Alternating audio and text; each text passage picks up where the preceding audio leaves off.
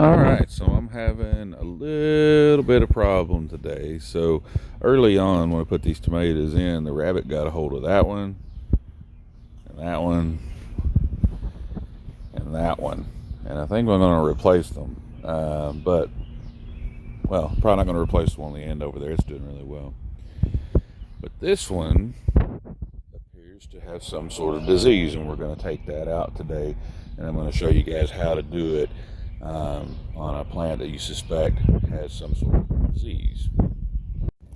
So the first thing we're going to do is we're going to put a bag over this plant before it infects any of the plants next to it. Ta-da! Now we're going to yank it out,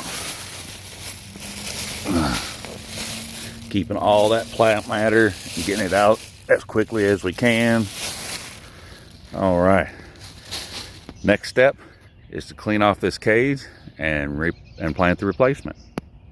So now I'm just taking some vinegar, water, and wiping off everywhere on this cage to try to get whatever bacteria was there sanitized out.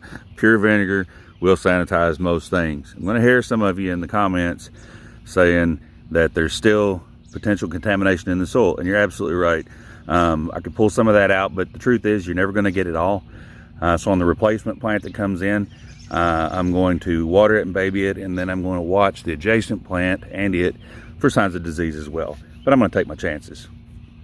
I'm going to let that vinegar set for just a few minutes and let it dry. I don't want to put the new plant in with wet vinegar on the cage because it can burn the plant.